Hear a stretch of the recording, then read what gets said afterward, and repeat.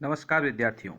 आज हम जानेंगे कि कक्षा 10 के अंदर जो भारत का मानचित्र पूछा जाता है, इतिहास की पाठ्यपुस्तक के पाठ 2 भारत में राष्ट्रवाद से, उसमें जो महत्वपूर्ण स्थल कौन कौन से हैं जो अक्सर नक्शे में या मानचित्र में पूछे जाते हैं और उनके पूछे जाने की संभावना रहती है। तो आज हम इन्हीं स्थानों के बारे में जानकारी करेंगे और उनको मानचित्र में किस प्रकार से दर्शाते हैं यह आपको समझाएंगे। भारत के मानचित्र में दर्शाए जाने वाले स्थानों में सबसे पहले लेते हैं पंजाब राज्य। तो पंजाब में आपसे पूछा जा सकता है अमृतसर। अमृतसर जहाँ पर जलियांवाला बाग हत्याकांड घटना हुई थी।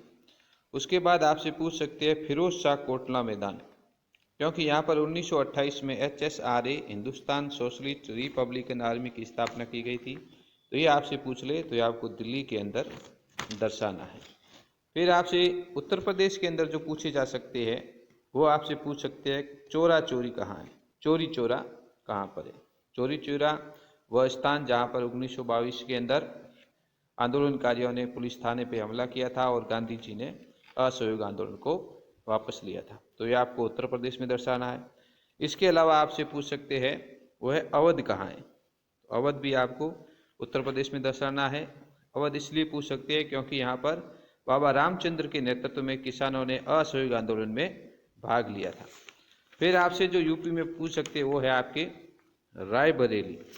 रायबरेली इसलिए पूछ सकते हैं क्योंकि यहाँ पर 6 जनवरी 1921 को पुलिस ने किसानों पर गोलियां चलाई थी। और एक आपसे पूछ सकते हैं इलाहाबाद। तो इलाहाबाद आपके जहाँ पर कांग्रेस के नेताओं की बैठक हुई थी। इसके अलावा बिहार में आपसे पूछ सकते हैं वो एक स्थान है वो है चंपारण, जहाँ पर 1917 में नील की खेती के विरोध में किसानों के द्वारा आंदोलन किया गया था और गांधी जी के द्वारा भारत में प्रथम सत्याग्रह किया सकता है। एक आपसे पूछ सकते हैं असम कहाँ पर है।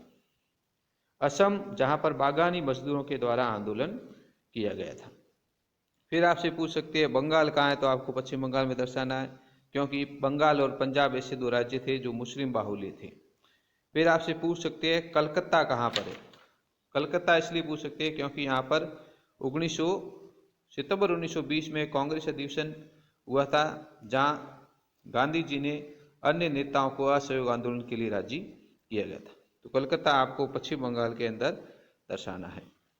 इसके अलावा आपसे पूछ सकते हैं आंध्र प्रदेश के अंदर एक स्थान पूछ सकते हैं वो है आपके गुड्डेम की पहाड़ियाँ। गुड्डेम की पहाड़ियाँ क्योंकि यहाँ पर अल्लूरी सीताराम राजू के नेतृत्व में उग्र गुरीला आंदोलन किया गया था। एक आपसे पूछ सकते हैं वो है मद्रास। मद्रास चेन्नई तमिलनाडु के अंदर दर्शाना है। यहाँ पर 1927 में कांग्रेस अधिवेशन हुआ था। अब आपसे पूछ सकते हैं महाराष्ट्र के अंदर जो स्थान पूछे जा सकते हैं वो है बम्बई, पूना, सोलापुर, नागपुर और वर्धा। बम्बई में खिलाफत समिति का गठन किया गया था और भारत छोड़ो आंदोलन की शुरुआत हुई थी। पूना जहाँ पर गांधी जी और अम्बेडकर के बीच में पूना पैक्ट हुआ था। सोलापुर जहाँ औद्योगिक मजदूरों ने गांधी जी की गिरफ्तारी के बाद आंदोलन किया था। नागपुर जहाँ दिसंबर 1920 में कांग्रेस का अधिवेशन हुआ था जिसमें असहयोग के प्रस्ताव को स्वीकार किया गया था। तो वर्धा जहाँ 14 जुलाई 1942 को कांग्रेस के अधिवेशन में भारत छोड़ो का प्रस्ताव पारित किया गया था। अब गुजरात के अंदर जो स्थान है वो आपसे पूछ सकते हैं। एक तो पूछ सकते हैं खेड़ा, अहमदाबाद, साबरमती, दांडी और बारदोली। ये 5 महत्वपूर्ण स्थान है जो आपके गुजरात के नक्शे में आपसे पूछे जा सकते हैं। खेड़ा जहाँ फसल खराबी और प्लेग महामारी के कारण 1917 में किसानों ने आंदोलन किया था और गांधी जी ने जहाँ अपना दूसरा सत्याग्रह किया था। अहमदाबाद जहाँ 1918 में सूती वस्त्र कारखानों के मजदूरों के द्वारा आंदोलन किया गया था और ये गांधी जी का तीसरा सत्याग्रह था। साबरमती जहाँ गांधी जी ने दांडी मार्च की यात्रा शुरू की थी और दांडी वह स्थान जहाँ पर गांधी जी ने नमक बनाकर नमक कानून को तोड़ा था।